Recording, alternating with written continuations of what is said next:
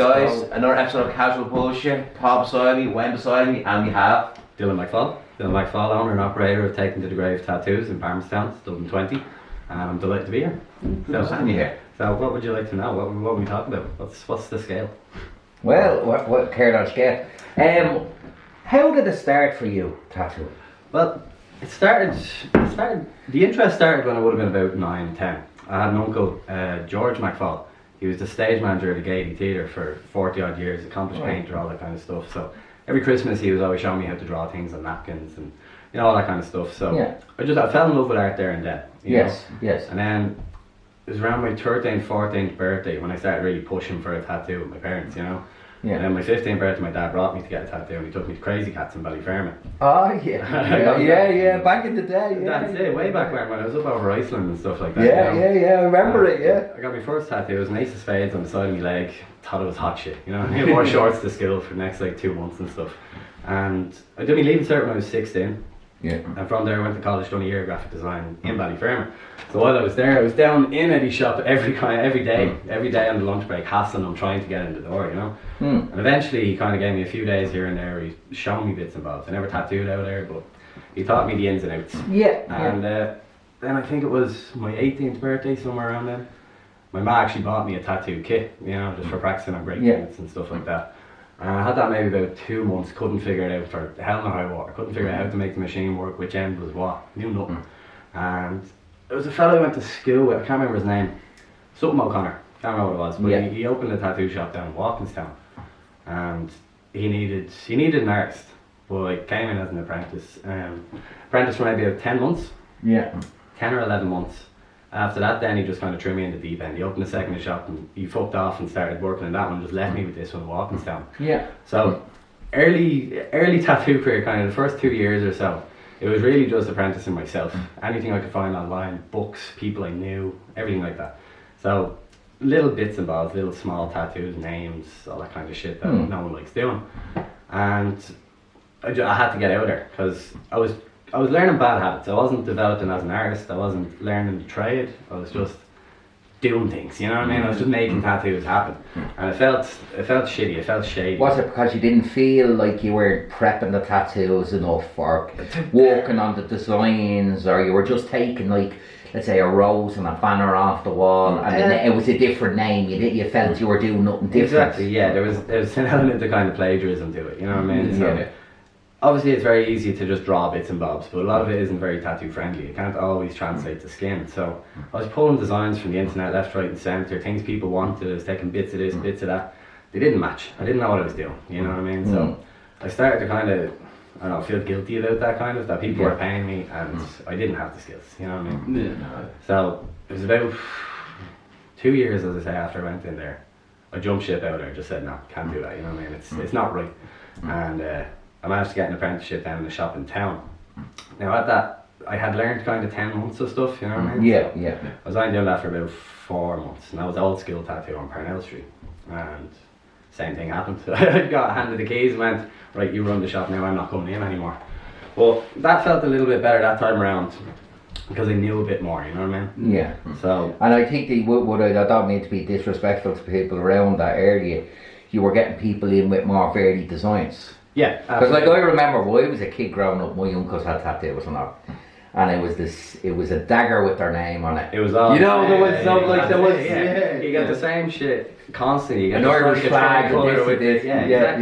And most of those all came from the same shop, you know what I mean? They all came from the Eagle Tattoo Studio down at the bottom of Capel Street. Like back in the day like that, he was the only one, and then the Mint opened, so it was very limited designs that we had here. The industry was very small, you know what I mean?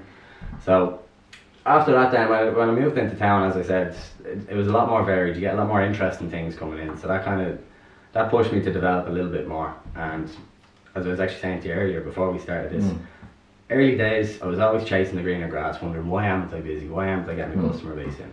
So I bounced around shop to shop, always looking for the greener grass. Went Zulu Tattoo, Connected Ink, as I said, old school, a few other places around town, and none of them were getting me busier, you know what I mean? So I stayed in Connected Ink, I think, for the longest. That was about 4 years. I got so much busier there. Yeah, that was near Abbey Street, was it? That was, yeah, so it was, no actually it wasn't, it was Crown Alley, so just behind the old Central Bank building. The one I know where you're talking talking. Yeah, up where Skate City is and all that kind of stuff. Yeah. So I stayed there the longest, but unfortunately the shop started to slow down a bit and I was the last one in, so I was the first one out, you know. So from there I went out to, where was it? Easy Blues Tattoo, which was a new shop, and it was a friend of mine that set it up, so I jumped in and went, yeah, I'll fill a seat, no problem.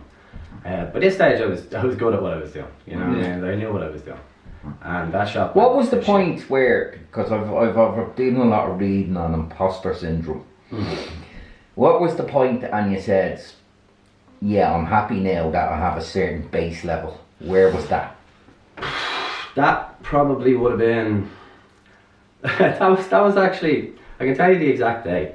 It was a day in Connected Ink I was working, and the manager, Bren, on the desk, he handled all the interaction with the customers. So we all had our own rooms. You didn't really meet the customer till the session, you know? Yeah. So I was sitting in the room, doodling away, minding my own business, and he came into me and he goes, this guy here wants a Japanese quarter sleeve, you know, just the outside of the arm, to cover up, blah, blah, blah. He goes, I quoted him 3 full day sessions. Do you want it? I was like, yeah, sweet, I'll take that. So he came in, sketched it up real quick, showed him, he was delighted with it. Tattooed it. It took me about 6 hours to actually finish the piece. And that was him done. He was done, he left happy, he was delighted. It cost him, you know, like £1,000 less than it would have. Yeah. And I got the throat chewed out of me by the manager. You know, he lost the plot. He was like, we could have had him for 2 more days. What are you doing working that quick, you know? And it was only when all the other artists turned around and they went, well, like, that's not a problem that he's working quick. That guy's happy, he's going to come back, he's going to tell his mates, you know what I mean? That's not what's going to attract people. And having 6 other artists kind of defending me like that, going, no, you did nothing wrong, you're innovating, you're doing well, you've hit this level. That just, it filled me with this kind of warm feeling. I was like, oh, right, this is the industry I'm meant to be in, you know? Yeah. And I'd taken time off it as well. Like, when my first son was born, I took time off tattooing to get a kind of a safety net, a nest egg of income, sort of. Yeah, so I went into retail, and I was managing a vape shop and stuff like that. Yeah. But the heart wasn't in it. And if any of this have ever worked in retail, you know, it's the first job to make you hate the general public, you know? Like, you just detest the common stupidity of, you know, too many masses of people. I'm not saying that. I give you one. I actually faked me birth cert to get a job and all that. But I remember I'd walk in a supermarket and you were on a butcher counter, right?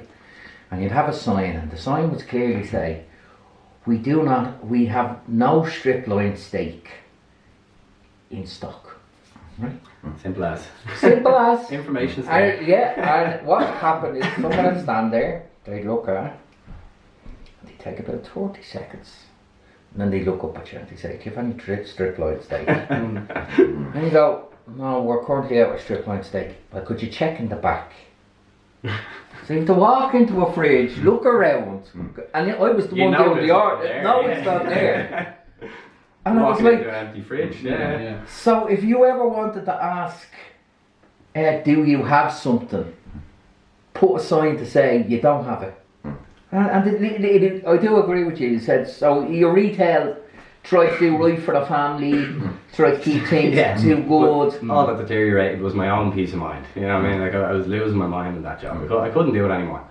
So I left that job on a whim. You know, my son, it was meant to be short term, and I stayed doing that job for nearly 4 years. Yes. Like, you just can't get. And were you tattooing on the side then? No, I hadn't touched the machine for the guts of those 4 years, you know what I mean? Like, I tattooed the missus and like my housemate and things like that, you know what I mean? But not at a consumer level. It wouldn't be, there'd be no exchange of money, so I wouldn't call it work, you know? Yeah. But no, I did. I kept the machines dusted off and stuff like that, just in case. And I just hit breaking point one day, launched the keys of the shop back at your man, and went, I'm not dealing with this anymore, I'm out, you know what I mean? So I went back home, and that day pulled out all my gear, you know what I mean? Retuned the machines, did all this, tattooed my own stomach just to make sure everything was still working. My missus had come back in, and she walked into the room and, you know, sitting there trying to fucking see me on the stomach. Mirrors and no, I was just going blind in it, you know. And she's like, what the fuck are you doing? And I was like, I'm just practicing, just freshening up again. And she was like, why? I was like, oh, I quit my job today. You know what I mean? We've no income. Sorry.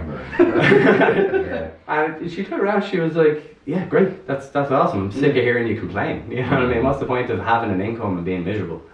So I just jumped straight back into tattooing. I heard about a job in Swords Inc. So I went out there. Now I live in Tallaght, so it was a bit of a hike, 2 hours each way. You know, Yeah, I don't yeah, drive, so yeah. public transport was my steed. But it was again meant to be short term, just until I could rebuild the portfolio and get back into a shop on Southside.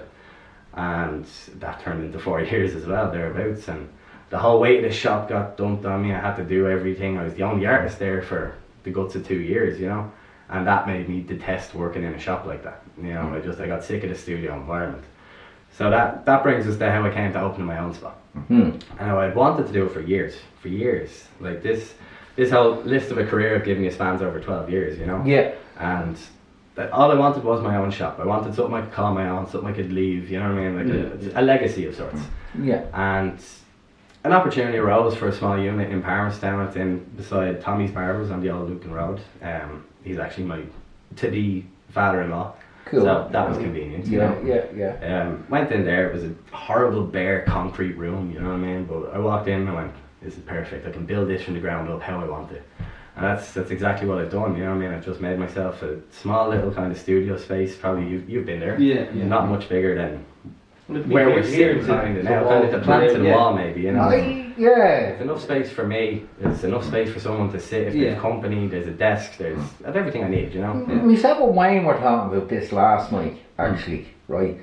And some of my favourite tattoo artist people I know are kind of, have done the same, but they've just decided that they're going to do their own work. Yeah. So whether that be put like a shed out the back, or a small unit, or a small office, personal, something personal, because they've said that the problem with tattooing is the shop system. Absolutely. Well, the shop system plays a part in it, but it's so cutthroat, it's so dog eat dog for no reason. Like, everyone has their own little niche thing that they do. Everyone has their kind of style that they prefer doing. But it's become so, it's a popularity contest now, you know what I mean? It's who has the biggest following on social media, what shop has the biggest household name artist, you know? It's very clicky. I was on boards a few years ago, boards.ie, and the tattoo forum, and that really annoyed me now, I have to say. Boards forums are a death sentence to begin with. Any of them. And it was like stupid stuff like anyone that got tribal, you know, you're silly, but if you got a Pokemon, and you know what I mean, or old school. Like, I do see lads going around with like American cars, and you go, are you into that? Because that's a lovely Mustang you have on your arm, and he goes, is it? No, this is a car. It's a car. You're like, fucking idiot. It's a 70 Mustang.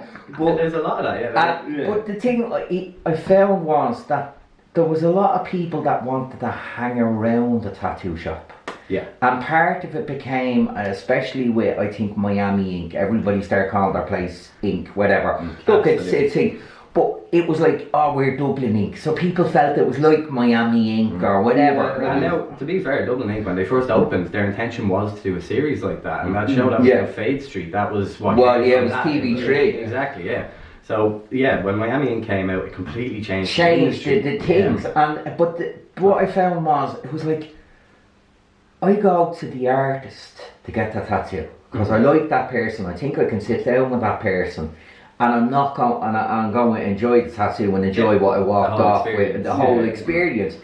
But what people were talking about was like, you know, skateboards on the wall, and I'm like, what's that have to do with the tattoo? You know, what's that have to do with the tattoo? Yeah. And I've heard a lot, like, because I worked in pubs for years, and I'd be talking to different people at different ages, and there was a lot of people getting tattooed, and you knew they got a tattoo in town because they were getting visual tattoos.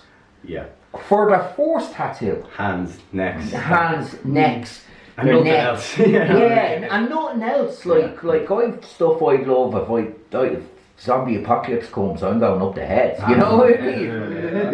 Exactly. But you know, that's me. But the thing was, I was looking at it, and it was like, it was all about how cool it was and hanging around. I was just like, and then the studio, you get these kids coming in and they get a music note.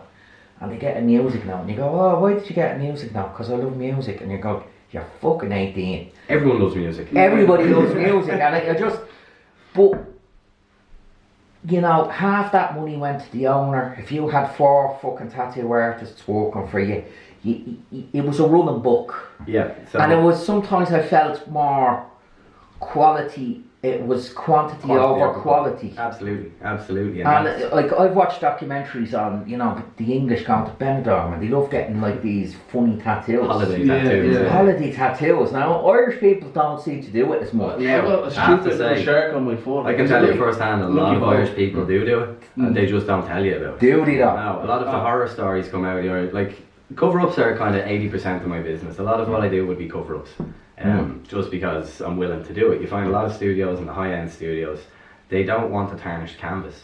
Like, these artists want to be able to post the best photo of this, you know, perfectly good standard tattoo. This is the standard tattoo it should be at. But the photos they're taking are above and beyond the standard of the tattoo. You know, they spend more time on the photos and stuff than the actual tattoo. Like an exquisite dinner. Exactly. You know what I mean? It's not about how it tastes, it's all about how it looks. presented. And tattoos never look as good in photos as they do on the skin. Everyone knows that, or at least everyone should. Yeah. But the reality is, these photos, they're edited, the redness is taken out, the swelling is taken out, the blacks are resaturated because, you know, people bleed, colours change, you know what I mean? Like, It's like the little thing you bought in the tattoo convention, wasn't the it? anxious tattooer, Yeah, the anxious tattooer. She's a girl, Charlotte Webb or something like that is her Instagram handle, but she does these little prints and stuff. And at the Dublin convention 2 years ago, I bought one at a silent auction, or I won it at the silent auction. Yeah, which is like yeah. 15 quid.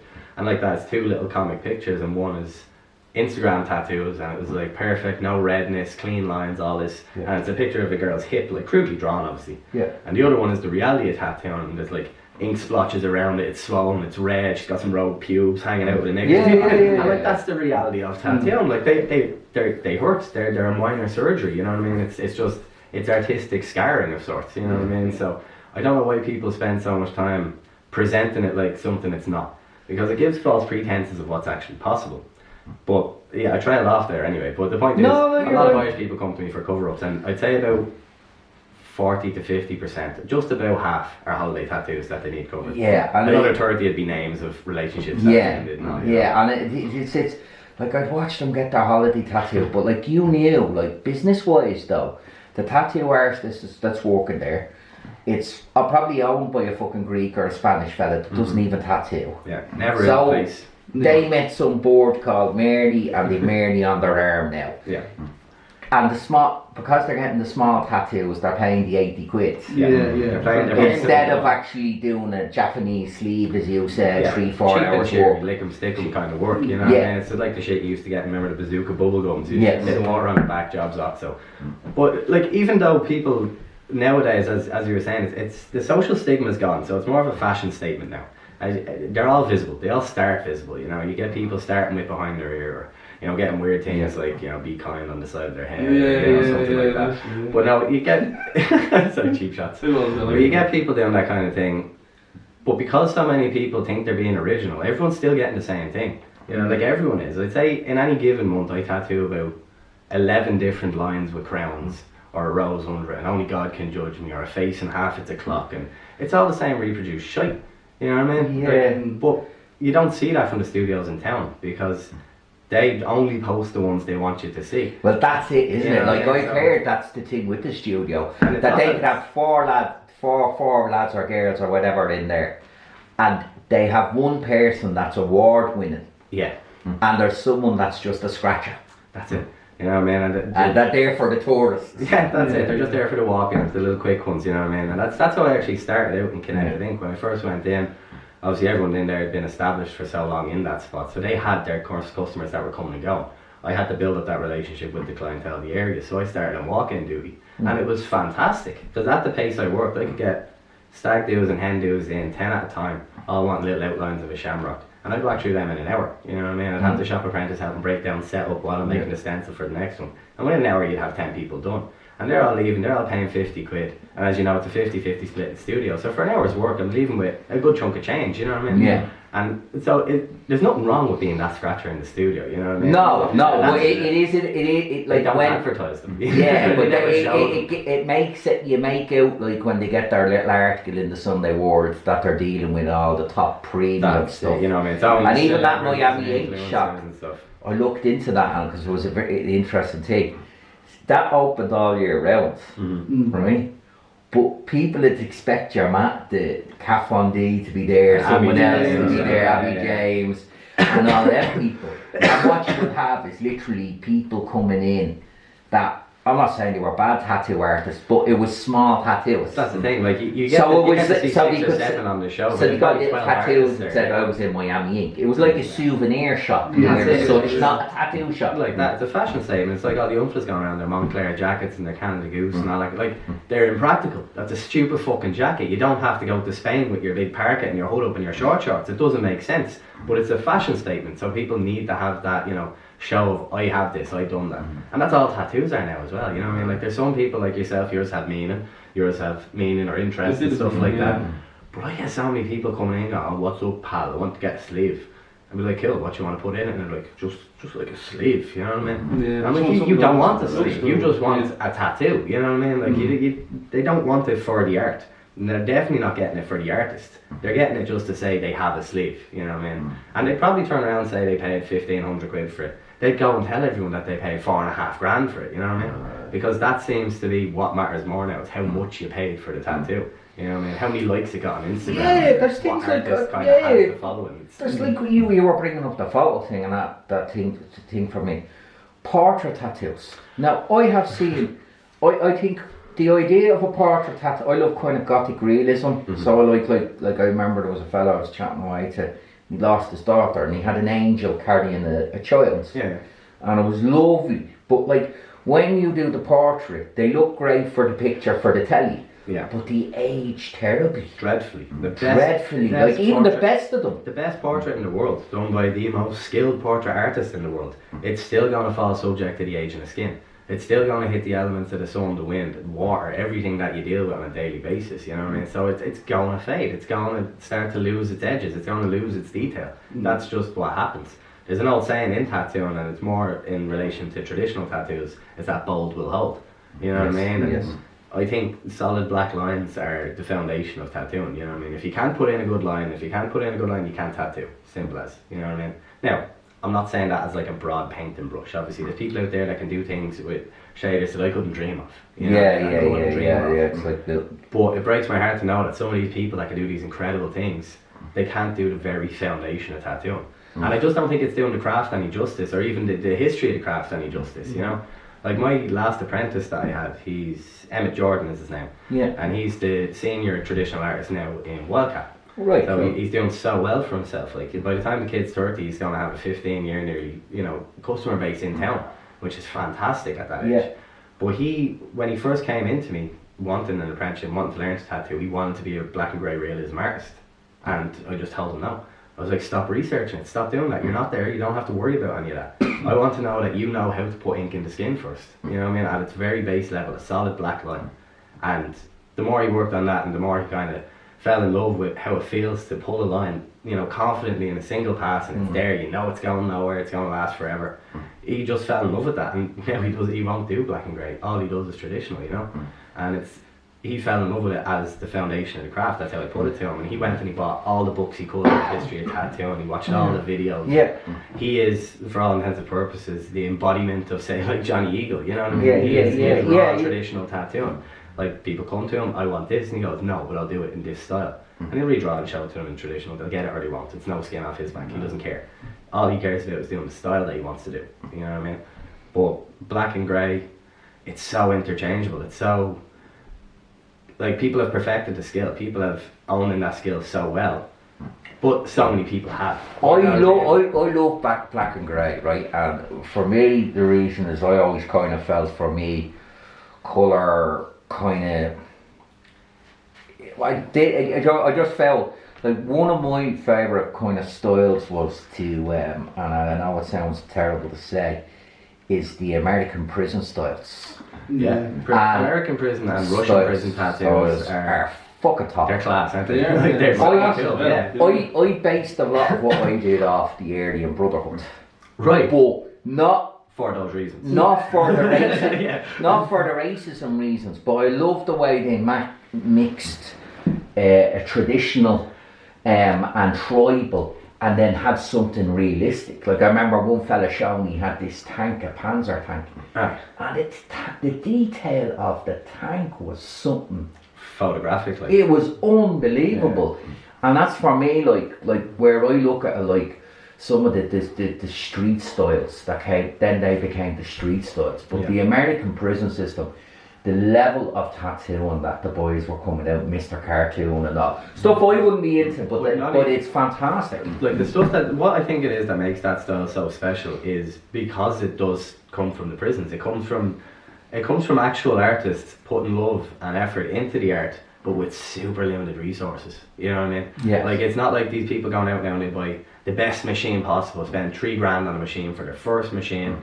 They have no idea what the voltages mean. The machine does it all. They have no idea what needles they're using. The cartridges do it all. You know what I mean? They don't need to know all that stuff.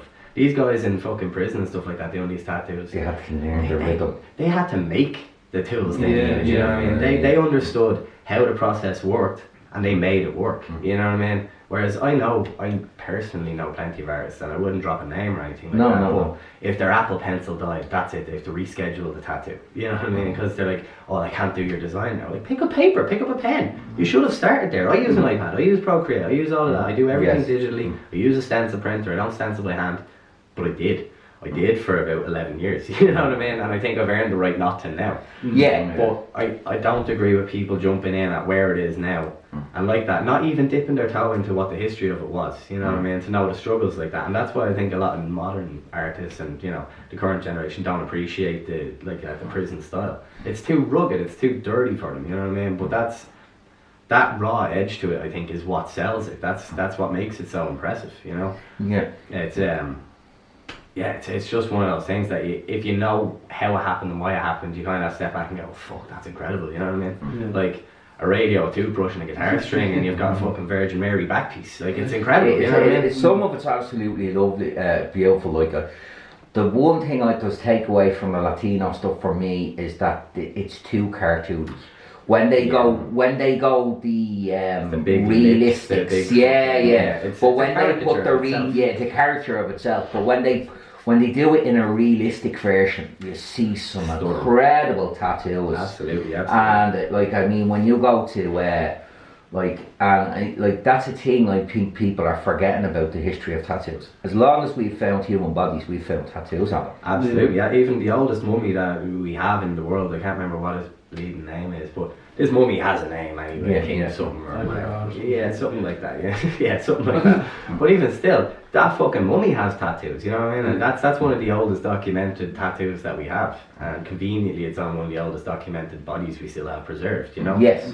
But what is fascinating about tattooing is there was at no point in history, like there was no one time where everyone went, tattooing's a thing now. You know what I mean? It never just appeared like one person is responsible, but it's always been there organically. For as long as we've had bodies, as long as people have had skin, they've had markings. And even if you look at like traditional Inuits and stuff like that, and that kind of culture, and you have the face lines and stuff like that mark a particular milestone in a woman's life. Yes. It's like the original social media. You see someone walking down, you know, I don't want to say the street, but the field back there, you wherever you are. You see them and go, I know that person is of this status because of what I can see. And if you went back to the Russian, when now that system has broken, I believe now. Yeah, apparently but when the Russians, when someone went to prison, because them fellas were locked up for so many years, and they were in a group called Thieves in Law, which was the 40, I think is the correct name for them. Yeah, and it was literally when you walked in, you did have to have, you weren't, so like if you, let's say, robbed a woman of a handbag, you couldn't get the gun tattoo. No, yeah. So it was actually like very militaristic. It nearly told you. But that's it, they're like who everybody was. He's a thief, he's a this, he's a that. And that's his gig, you know what I mean? Or he's here for life. Like that's his little CV. On the elbow, people do not realise the webs and the teardrops and their webs. Even that these are Russian stars and stuff. See that, like, we all know a nautical star, the 5-pointed one with the split down the middle. That nautical star is exactly that. It's taken from a nautical compass and stuff. But the 6 or 7-pointed one and stuff like that people still get and think it's a wayfinding thing. It's not. It's a mark of Russian gangsters, you know what I mean? Like that is part of the prison system in Russia as well. Just like the Aryan Brotherhood adopted a shamrock for a while as well. Yes, they did. I did have to tell. Because they were separate people from the earth. Yeah, and that's what documentary on it, and they were saying, if they see anybody that isn't a member of their gang with a With shamrock. a shamrock, tattoo, yeah, and they'll that's fuck the them thing, up, and you that's know? the danger of people not knowing the history Yeah, of it. yeah. Now I know it's not exactly like that anymore, but One of the things I said when I was a teenager, I studied Japanese Jiu-Jitsu, Mm-hmm. and I looked into the history of loads of things in Japan. Just all things It Japan, was yeah. amazing. It is an amazing culture. Mm-hmm. But one of the things I always find interesting is when Western people get Japanese tattoos on visual places, like they will get a lotus flower on their hand, or a Hanya mask, or or a bikini Hanja mask, or anything yeah. on their neck, and all this, and on the head. And I was like, but they didn't realise that tattoo was designed as a bodysuit. They could wear a short, and it was And they even could to leave the it point open. They could open it. they could open it, that it wouldn't be visual. And still it'd be hidden by the kimono in the bathhouses and stuff like that as well. So it wasn't until they were actually in the water that it'd be seen, you know It what I would mean? be seen, yeah. Which is why you ended up having bathhouses were such a hangout for the likes of, yeah, I don't want to say Yakuza particularly. But they are in very time, much linked to very that much so society, linked to that yeah. because they can be who they are in the company of similar people, you know what I mean? Whereas if they're walking down the streets with all these tattoos on show, it's not becoming, you know what I mean? And even for a kind of pseudo-criminal organisation of sorts, they still have to be somewhat presentable, you know what I mean? A lot of them are Yes. legitimate businessmen and, you know, this Yes. kind of thing. So,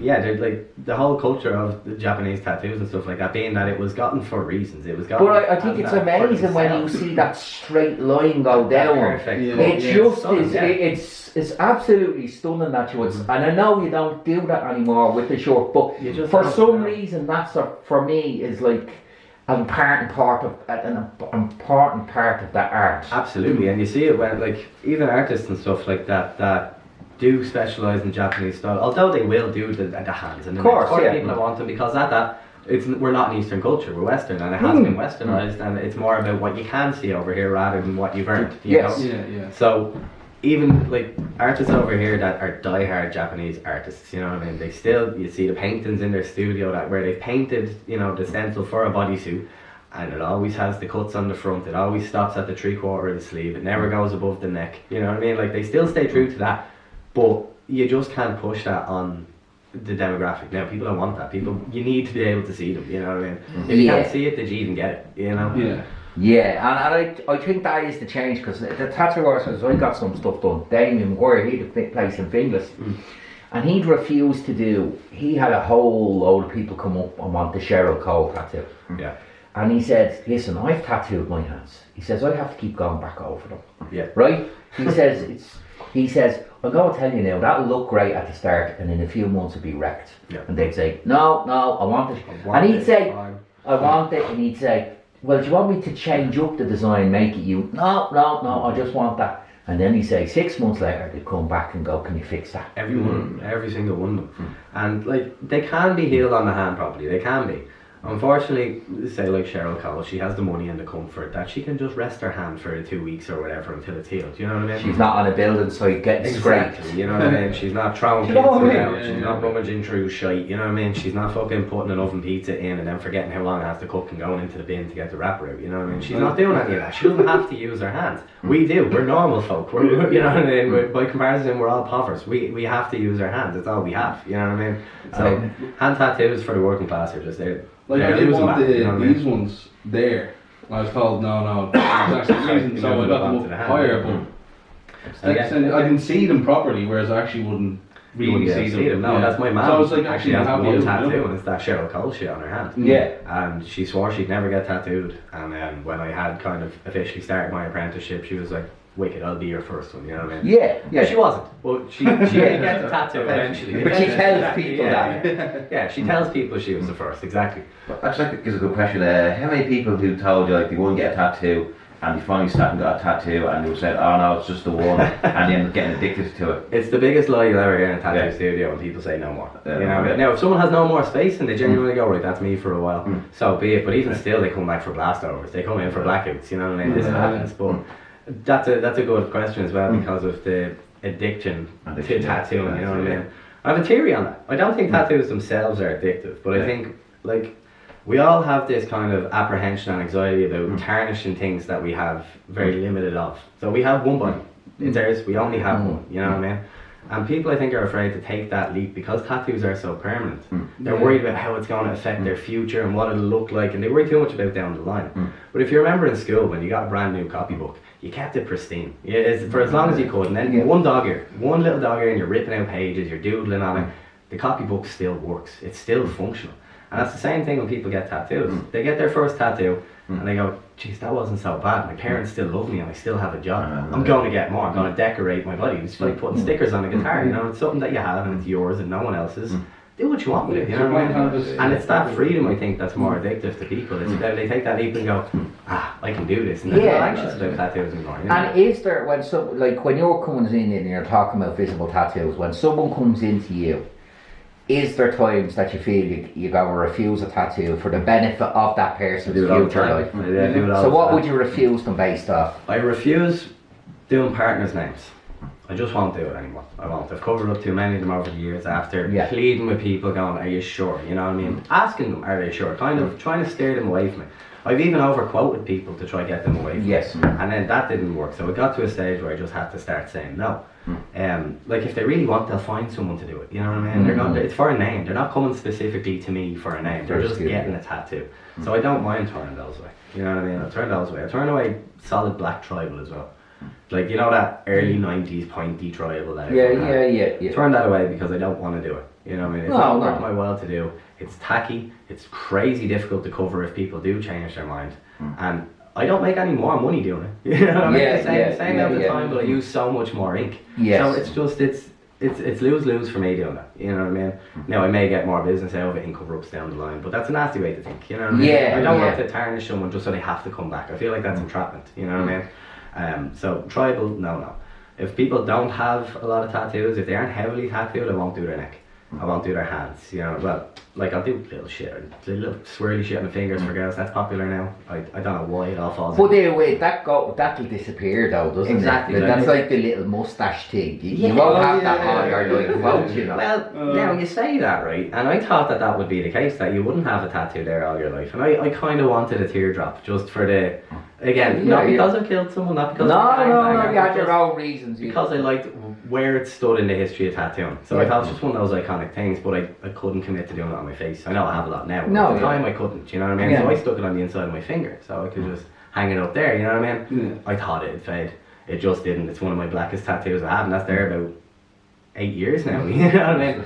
So some of them do fade, but some of them don't, you know, but it's a risk that they take, and I do explain it as well. And I know a lot of artists out there, they won't offer free touch-ups on hands. I will. I'll offer free touch-ups for life. You know what I mean? I want to stand by the work. I want to make sure it's fresh, you know, until they die. And that's kind of where the name came from for the studio as well. Taken to the grave tattoos. It's because tattoos are one of the only things you do get to take to the grave with you. You know, that's something that stays with you. And what do you think of the whole phenomenon of people selling their skin after they die? That's a new one, and it's very strange, isn't it? It is a wild one, but yeah, it looks well on the wall, doesn't it? I have an element of understanding to it. Don't get me wrong. It's fucking gross. You know what I mean? I don't want my skin on someone's wall. I don't want someone else's skin on my wall. I just don't want it. You know what I mean? Framed, fucking preserved. I don't care. I don't want their skin. It's like having a piece of someone in your gaff, like a fridge in the freezer or something. It's weird. You don't want like in a museum of like. You know, no, exactly. In a museum or something like that. But if it was, say, a piece of art done by some iconic artist, and let's say there was a tragedy surrounding his life, like that runner Prefontaine, you know what I mean? Like everyone knows who he is because he smashed all these records and then tragically never got to compete in the Olympics. He died beforehand. So that's a tragedy. So, you know, the 11A50 guys and all that, they're all done up like your man Prefontaine. So that carries on. So if you had a tattoo artist that was innovative, iconic, and changed the industry and done this, only he could do it like this, and done a back piece for someone, and that person died and the artist died tragically in a plane crash or something, I could understand that being preserved as a piece of history. But getting your dad's back piece cut off and putting a frame up on it, it's weird, you know. It is, isn't it? Take a picture of it. Just have a picture, you know what I mean? That's good enough, you know what I mean? Or something like that. Anything like that. Like everything can be recreated. Like I get people in so often with a picture of, say, like one of their dead relatives' tattoos, and there's like an old Johnny Eagle one. It's all bled to bits, and you can barely make out what it was. And they're like, "Can you redo this on me?" You know what I mean? And I'm more than happy to sit down and pick it apart and, you know, zooming in, drawing over, trying to figure out where the lines were and stuff. That's cool. So I don't understand why people don't just ask artists to do that with these tattoos. They want to keep going, you know what I mean? Get a photo and go, here, I want it done this size on a fucking sheet of museum paper or something to frame. Can you do it? people will. And you've talked about different styles, but if you had a choice and it wasn't like, let's say, I don't know, you had a room of customers and you could just pick the ones that were preference for style, what would your personal preference be? For style, it'd be neo-traditional. Neo-traditional is, if you don't know, it's a step on from traditional. So traditional tattoos, like that, the lines were all done with one pass. Detail was super simple. All the colours were solidly saturated, and the shades were whipped in with black. There was none of this grey wash. There was none of this stuff that's going to fade over time. Yeah. You got black and it was put in, and that's where the shade sits. Simple as, you know what I mean? And then neo-traditional came along and it started developing a little bit more detail into things. But most importantly, it was a more advanced colour palette. So with traditional, you had brown, yellow, red, green, and black. Yes. Sometimes white. And that was because at the time that's all they had. That's all you had, exactly, that's all you had. And incredible pieces of art were done with this super limited palette. And nobody complained back then about how everyone's doing the same thing. Like that didn't happen, you know what I mean? It was just, this is what tattooing was.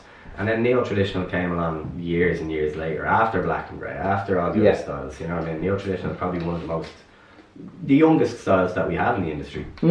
But you can take that simplistic kind of element of a design. So if someone wants, say, I don't know, a girl's face or something like that with a rose. Yeah. The rose will have maybe 7 petals. They'll just overlap. It might be jagged and sharp. It'll look weird for a rose, but it'll be a gorgeous neo-traditional rose. You know what I mean? Yes. Just like traditional tattoos of roses, it's a shit-looking rose. You know what I mean? It's not a realistic rose. No, it's a just representation and of it. triangles for a leaf and shit. You know what I mean? Like it's super, super limited in the detail that's in it. But that's what makes it so eye-catching. That's what makes it so, wow, look how well that's done. Because it's supposed to be like that. So neo-traditional, I kind of just tweaked that a little bit to keep it fresh. So like that, you have your roses again, super simple. It's not over-detailed. It doesn't have little vines and stems and veins in the leaves and all this kind of stuff. It's simple block colours. It's nice blends. You might get a few more lines than you would with traditional. But it's just a younger, more modern version of traditional, you know? And it's, I don't know, it's another style that's going to hold over time.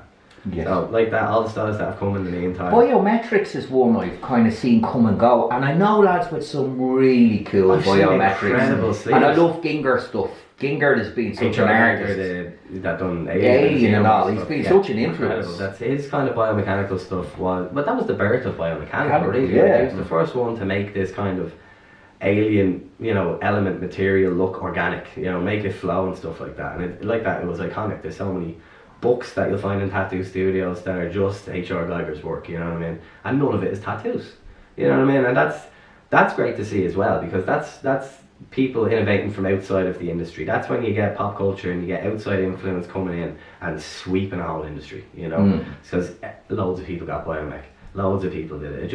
It just happened almost overnight.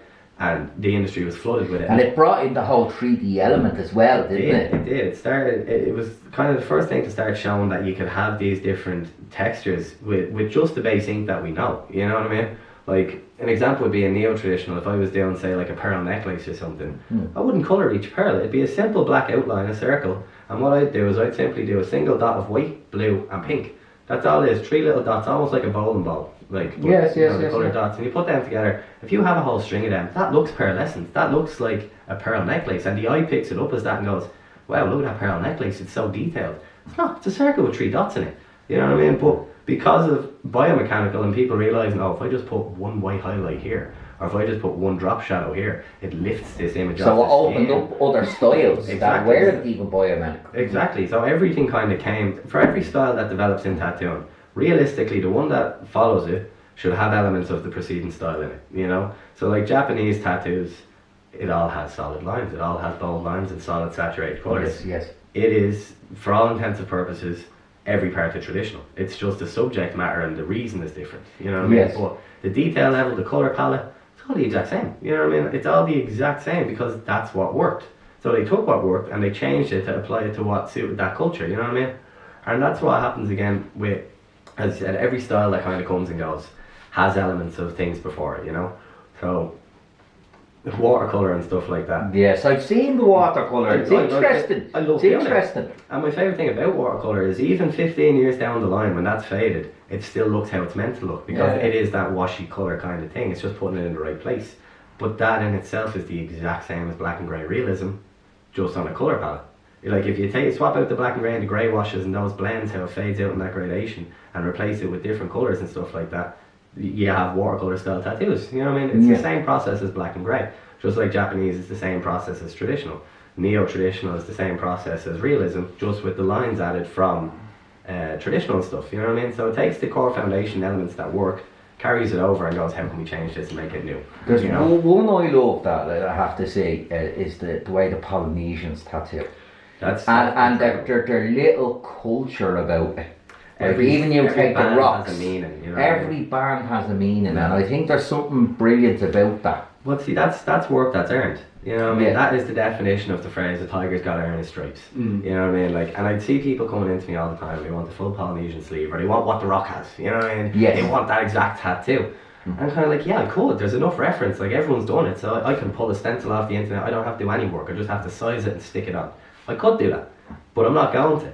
I'm not going to because that tattoo means something, and I don't understand what it means. So part of it's about his father and his people, or that his mother's people, I'm not his father. To put that content on someone else. It's not for them, and it's not for me. It's not for me to know. It's not for them to have. So I'm not willing to do things like that. But if someone wants something like that, I'll go, yeah, I'll do that. But I'm going to do it different. You know what I mean? So then I'll go and find certain elements, like like the sun face and stuff like that would represent one thing, and But a lot of it is just going to be filler to make it look aesthetically pleasing because I don't understand that style as a cultural thing. You know what I mean? I understand how to tattoo it, but I don't understand why I'm tattooing it. You know what I mean? So I don't feel right doing things like that.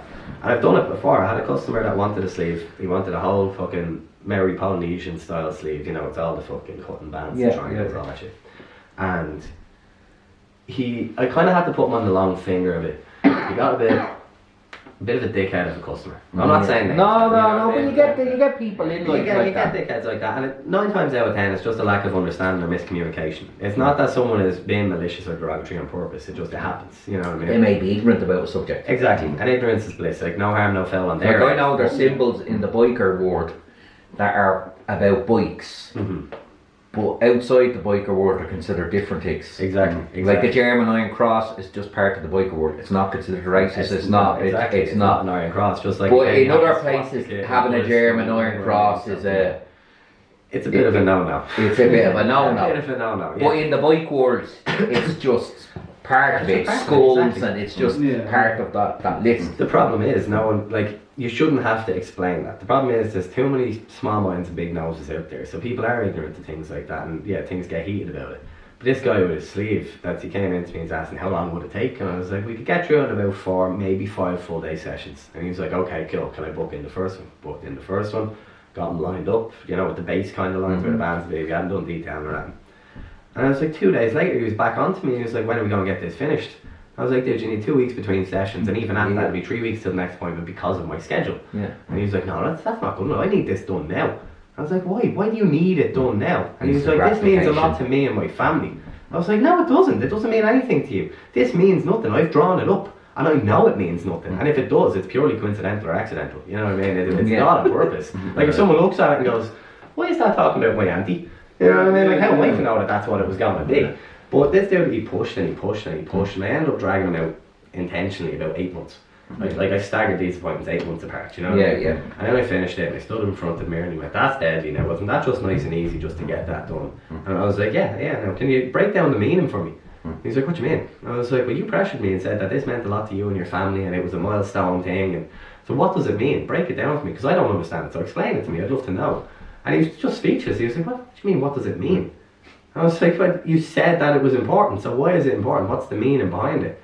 And he had nothing to say, and I never heard from him again. Never heard from him. I messaged him months later to see, was it okay? Did I even need to touch him because I'm a fucking simp? You know what I mean? So I'm a nice guy and I wanted to please everyone, regardless of what my better judgment said. And I found out that he had blocked me on all social media and everything, because hopefully he had realised he was being an arsehole. You know what I mean? But I kind of feel bad that I made him feel like an arsehole for being ignorant. You know what I mean? It just didn't feel right. But I've trailed off now again.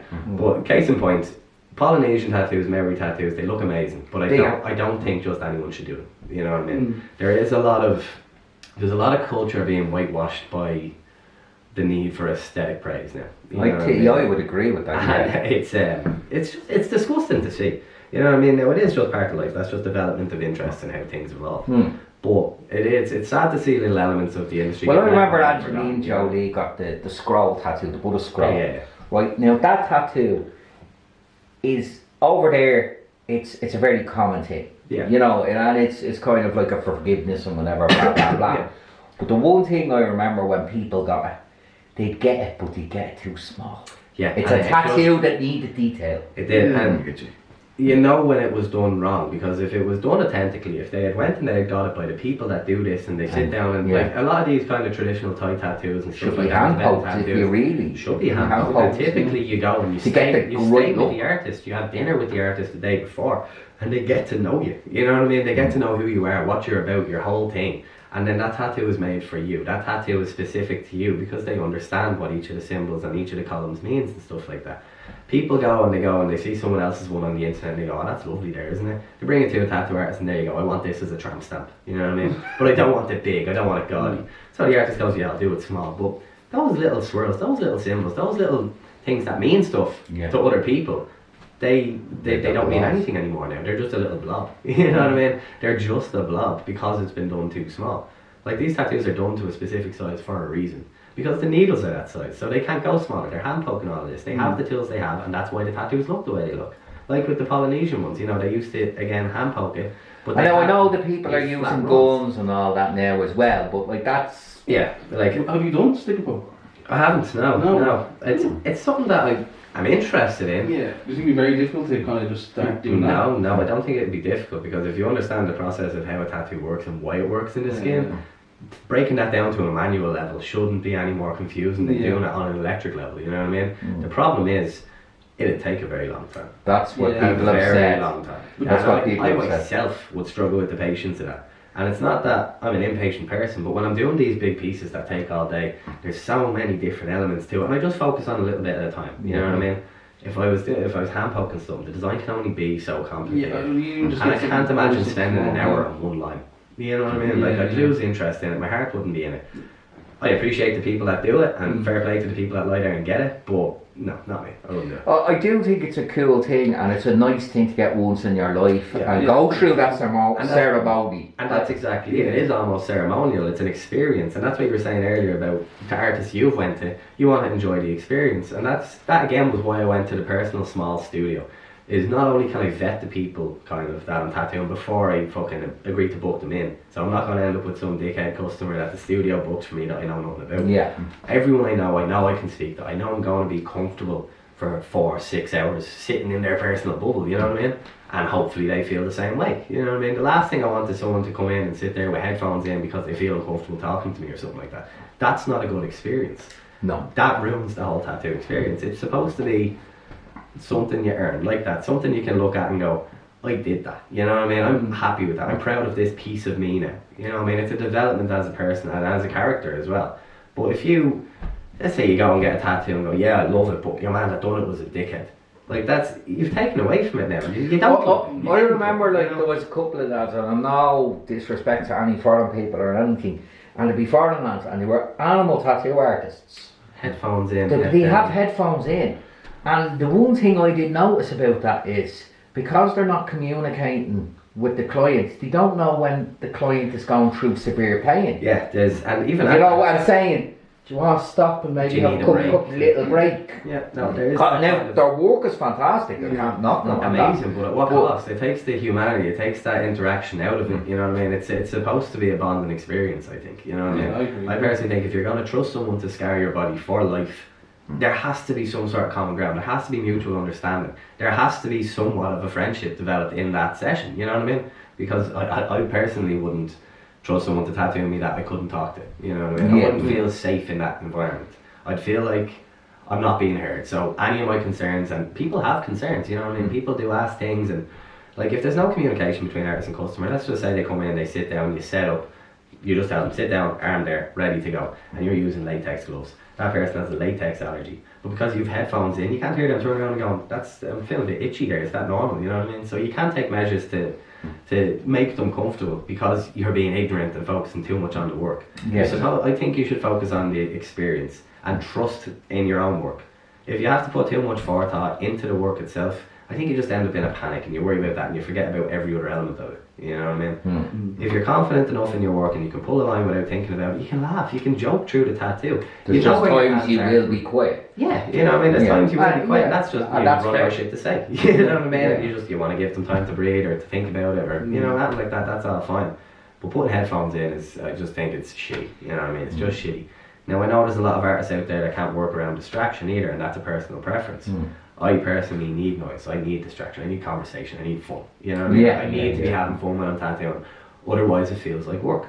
And I was told a long time ago, if you can get paid doing something you love, you'll never work a day in your life. That's true. I do. I love what I do. But you have days. But there's another thing you've kind of gone into, and Wayne's gone onto it, because I'd be more like, let's say, old Celtic traditional type of thing. But Wayne's kind of like the new generation of like more modern tattoo. You've gone a lot with the cartoons, haven't you? Yeah, like the Rick and Morty. Yeah, you know, that's a big thing now, isn't it? Yeah, well but again, that's just the change in tide. That's development of an industry, but it's because tastes have changed. Well, what's funny is how many people are getting traditional now again, you know what I mean? So even though tastes have changed, there is still a little subculture within the culture that stays true to what was a subculture, you know, because tattooing used to be, you know, sailors, delinquents, prisoners, you know, bikers, all that kind of shit. It wasn't for the Joe Soap, it was a subculture. Like the skating scene was years ago, you know what I mean? Hill bombing and all that, Tony Alva days, it was a subculture. And nowadays, as I said, the social stigma is gone. There is no social stigma with tattoos. I can get a job in retail looking like this. You know what I mean? It's bizarre. Like, old people don't cross the street when they see me anymore. You know what I mean? Old women will sit beside me on the bus. It's all fine. There is a difference though when you travel abroad. Absolutely. I was in Cambodia before and I was the only fella. I was in Laos actually. And I was on the border there. And we were in Vietnam and we'd gone into the border and gone to the Laos border. And the kids there was only European there, and they hadn't seen many. And when they looked at me, I was reading a book, and you know why the writing goes that way? Yeah. They thought that was hilarious because writing goes that way to them. Yeah. And then the kids were like touching my skin, going, because it got out of their culture for so many years. That's the thing, it was alien, it was new, you know what I mean? And you get that with loads of things, not just tattooing. Like I have a friend over in the States, Zach is his name. He actually works with one of the e-cigarette companies, Vegons, makes the liquids and stuff, but he's on a trick team and all that. So he travels the world going to all these conventions and stuff. And he fucking, ginger as they come. You know, he looks Irish, like textbook, stereotypical Irish out of a fucking American book, you know? He's skinny, he's ginger, he's rattly, he has a little scruffy beard and all, you know? But he's, when he goes away to China and stuff like that, that's the kids to be coming up and touching his red hair and all, like looking at his skin because it's so pale, because they don't have gingers there. They don't have that like porcelain skin full of freckles and stuff there, you know what I mean? So like that, he gets manhandled there as well because they don't see it as often. But tattoos now, I think there's only a few places in the world where it's still like that. I think that they see it as alien, even the cultures like we were talking about earlier, Japan. I think that's kind of dropping now. The new culture is kind of. They're getting tattoos they're into, because there's a lot of big punk movement in Japan, and the rockabilly movement as well is massive. Like that. Well, not even rockabilly, but psychobilly. Like, it's the next step beyond. You know what I mean? Yeah. And it's just it's mad to see how the different cultures are affected by tattooing, and how some of them drop it, some of them change it, some of them they boom. You know what I mean? Like, some of the best artists I've ever seen are all out of Eastern Europe. You know what I mean? But you never in a million years would associate, say, Hungary with incredible tattoo artists. Well, they have a lot of culture in that country, you know, and a lot of different countries come in and natural beauty. But the other thing on them as well is that there was old tradespeople, and they carried the principles with them, I think. I think so, yeah. It really does pass down generation to generation like that. So I think culture plays a huge part in where tattooing sits in a society based on a nation. So if it's a nation with a lot of culture and a lot of heritage and stuff like that, 9 times out of 10 you find that tattooing is still very much alive and well. If it's a kind of nation that's been destroyed by westernization and stuff like that, then it kind of drops off, or it's changed to something that's not their culture anymore. So they lose interest, you know what I mean? They just, the ones that aren't willing to do it, they lose interest. So either they develop with the times, or tattooing goes out the window, you know what I mean? It's one or the other. Where does tattoo, question, you ever got like I've seen some people get tattoos, and there's like, I think there was a woman who's got a tattoo, and she's got like a little baby tattoo around the V area. The V, yeah, or something like the Garden of Eden, you know. Yeah. I've gotten, I've tattooed fannies. I've tattooed manhoods. I've tattooed everything you can imagine. The weirdest one was the bloke that got his flute tattooed though. You remember the Roundtree Fruit Pastel ice pops? With the bands of colour, like that's what he wanted. You know what I mean? He came in and he fucking painted. How painful was that tattoo? I would have imagined quite painful, but judging by him, I wouldn't say so. I think he seemed to enjoy it. You know what I mean? Which I cut the session. Hopefully not enjoyed it too much. He enjoyed it. Would you? No, because when you're doing it, does it have to be flopped? Well, see, it depends on the design. The skin will stretch, so it's like... It depends on the design. So say for the bands of colour and stuff like that, if his intention is to have, you know, a rock hard ice pop, then yeah, it's going to have to be hard. So otherwise, it's going to be desaturated once the skin stretches, so separates, and you know what I mean? But we done one session on him, and, you know, finished up, told him to come back 2 weeks, we'll finish it off, blah, blah, blah. He came back 3 weeks later or so, and he had about 10 minutes to wait for the appointment. So he fucked off and he went and got manicure, pedicure, bikini wax, all this kind of stuff. And he came back like an hour later ready to go. It wasn't healed. It wasn't healed. And I was like, dude, why is this not healed? You know what I mean? He's like, well, I'm trying to, but every time I try to put the cream on, I get, and then I have, you know what I mean? So I can't stop. I was like, just don't touch yourself for 2 weeks. Just stop it. You know what I mean? You'll be okay. Blue balls is a myth. Let it go. You know what I mean? But that was the weirdest one. We did finish it and he was super grateful and he tipped me like 200 quid, you know what I mean? He gave you the tip, he just the tip. And he understood, like, it must have been uncomfortable, but I was like, dude, skin, like, I'm a professional, you know what I mean? I'm not gonna, and no one else in the studio wanted to do it. They were like, yeah, no, I'm not doing that. And I was like, it's probably your fucking pride, like, and just please the customer, you know what I mean? Maybe not in the same way I apparently pleased them, but but yeah, that's one of the weirdest ones. The first strange one I got was a kid came in, he was only about 18 or so, and he wanted an arrow kind of on the side of his leg, pointing to his bollocks that just said lunchtime. That's probably one of my favourite ones. Yeah, but I've had, you know, the butterfly and the fanny, all that kind of stuff where the opening's actually the body and stuff like that. But it was a quite senior woman that got that, so it was really interesting. Like, now we respected her privacy, we set up screens, we did everything like that, and there was a nice reason why she was getting it.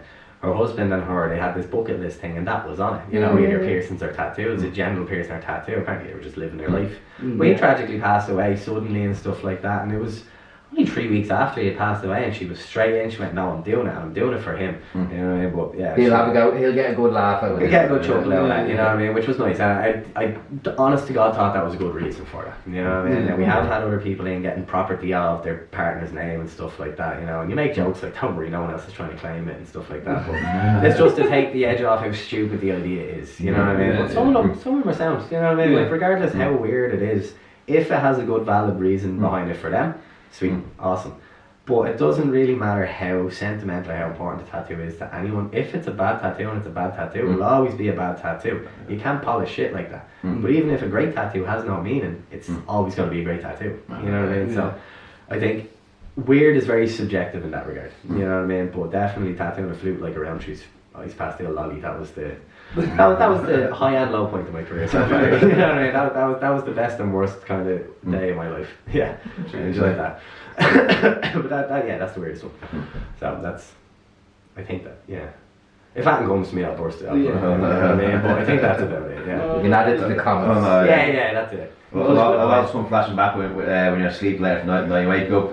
Oh my god! Yeah, I won't be hearing helicopter. Get that from possibly.